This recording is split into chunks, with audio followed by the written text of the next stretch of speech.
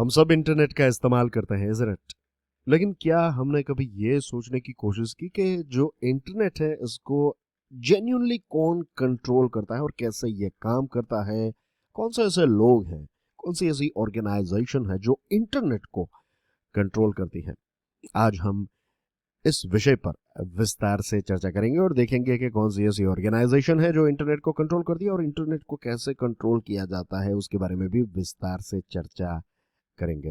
दोस्तों, हाल ही में silicon valley के कुछ एंटरप्रेन्योर्स ने एक नए फ्रंटियर की शुरुआत की है। इसका नाम उन्होंने दिया है वेब 3.0। उनका कहना यह है कि फिलहाल जो हम इंटरनेट का इस्तेमाल कर रहे हैं उसको हम वेब 2.0 कह सकते हैं, लेकिन ये जो वेब 3.0 है ये ब्लॉकचेन टेक्नोलॉजी पर काम करेगा।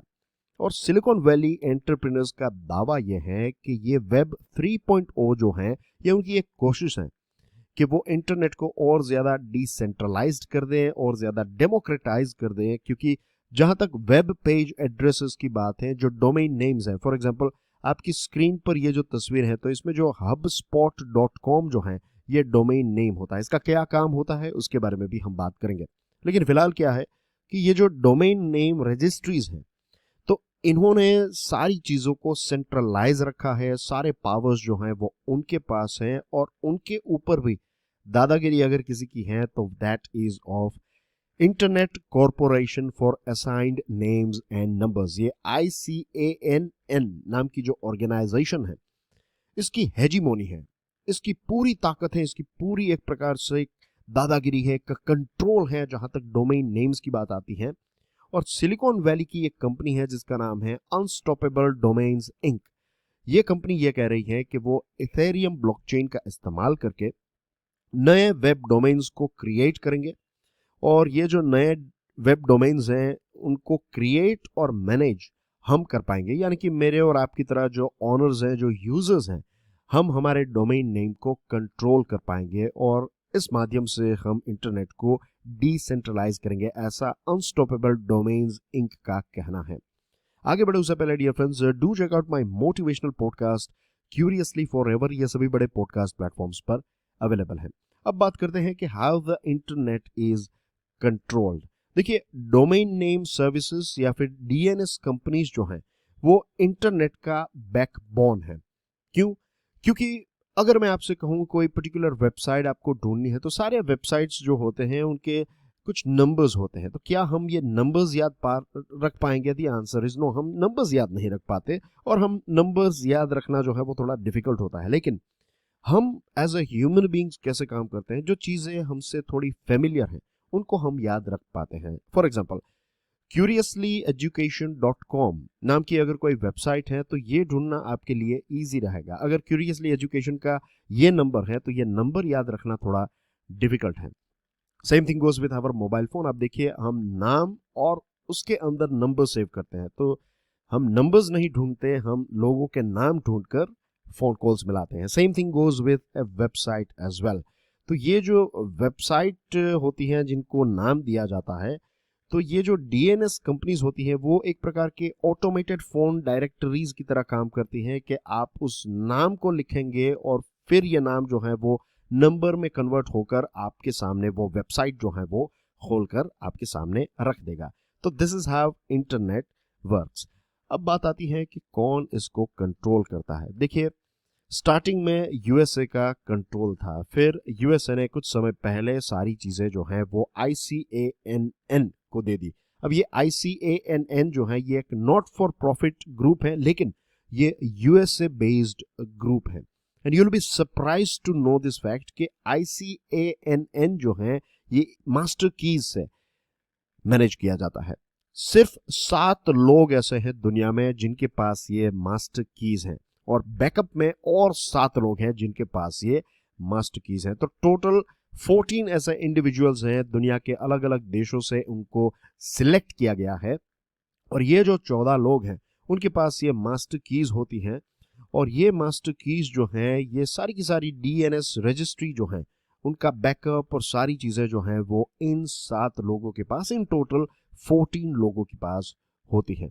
और ये जो 14 कीज हैं ये एक्चुअल फिजिकल मेटल कीज हैं और ये कीज जो हैं इनके माध्यम से आप एक डिपॉजिट बॉक्स को खोल सकते हैं और इस डिपॉजिट बॉक्स के अंदर स्मार्ट कार्ड होता है और ये स्मार्ट कार्ड जो है वो एक मशीन को एक्टिवेट करता है और इस मशीन के माध्यम से सारे ये जो डीएनएस हैं उनको हैंडल किया जाता है। You will be surprised to know this fact as well कि हर 3 महीने में एक बार ये ICANN के ये 7 इंपॉर्टेंट लोग जो हैं उनकी एक बहुत ही सिक्योर, एक सीक्रेट, जो फिल्मों में हम देखते हैं ना, स्पाई फिल्मों में एक सीक्रेट रूम में मीटिंग होती है, तो इसी प्रकार की मीटिंग हर 3 महीने में एक बार इन 7 लोगों की होती है और वो एक चीज करते हैं जिसको कहते हैं रूट साइनिंग सेरेमनी। ये रूट साइनिंग सेरेमनी में नई मास्टर कीज पैदा की जाती हैं, चीज़ों को अपडेट किया जाता है, जो पुरानी आपकी मेटल कीज होती हैं उनको स्क्रैप किया जाता है, एक नई क्रिप्टोग्राफिक की जो है वो तैयार की जाती हैं और एक सिंगल हाई सिक्योरिटी कंप्यूटर में ये सारी चीज़ें जो हैं वो की जाती हैं।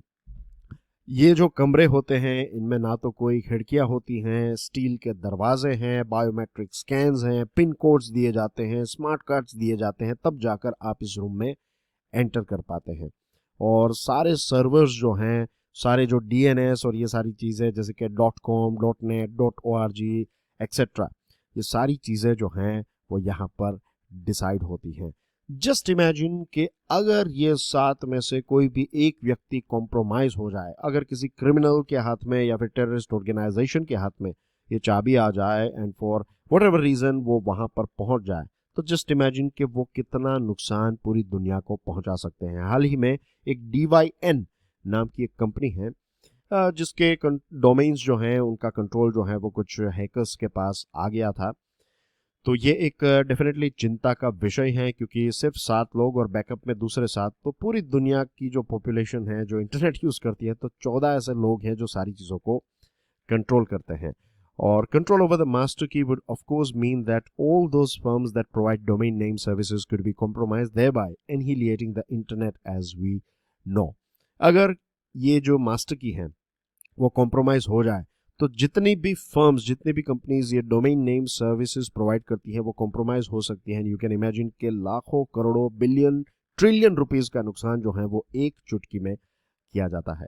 अब बात करें ICANN की, तो किसी को नहीं पता कि ICANN को किसने इंचार्ज बना दिया। कई लोगों का कहना यह है कि USA की एजेंसीज ने बनाया है, कई लोगों का यह दावा है कि ऑनलाइन कम्युनिटी ने मिलकर ICANN को इंचार्ज बनाया है, लेकिन आज भी इस चीज को लेकर कोई भी खास क्लैरिटी नहीं है। बहुत सारे देश जैसे कि ब्राजील, रशिया, यूरोपियन यूनियन, उन्होंने बार बार ये कहा है कि सिर्फ ICANN के पास सारा कंट्रोल नहीं होना चाहिए। व्हाट वी नीड इज कि यूनाइटेड नेशंस के तहत ये सारी चीजें जो हैं वो ऑपरेट होनी चाहिए, ये सारा कंट्रोल जो है वो यूनाइटेड नेशंस के हाथ में होना चाहिए।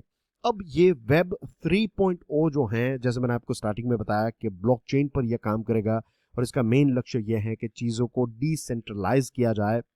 ये जो ब्लॉकचेन पर काम करने वाला 3.0 वेब है, ये पीयर टू पीयर नेटवर्क पर काम करेगा, तो इसमें कोई सेंट्रल बॉडी नहीं है सारी चीज़ों के वेरिफिकेशन के लिए, और कंट्रोल जो है वो यूजर्स के हाथ में आ जाएगा। तो डेफिनेटली ये एक अच्छा आइडिया है, नो डाउट अबाउट इट, लेकिन इसके भी बहुत सारे चैलेंजेस हैं। फॉर एग्जांपल वेब 2.0 की बात करें तो आज गूगल, एप्पल, फेसबुक ऐसे कुछ सेंट्रलाइज्ड प्लेटफॉर्म्स हैं जो वेब 2.0 को कंट्रोल करते हैं। और ये जो बड़े बड़े नाम हैं जैसे कि फेसबुक, गूगल एक्सेट्रा, तो ये कुछ इतनी बड़ी कंपनीज हैं कि ऐसी सिचुएशन होगी कि जैसे वेब 2.0 का कंट्रोल इन कुछ कंपनीज के पास है, तो वेब 3.0 का कंट्रोल भी ऐसी कुछ कंपनीज के पास आ सकता है।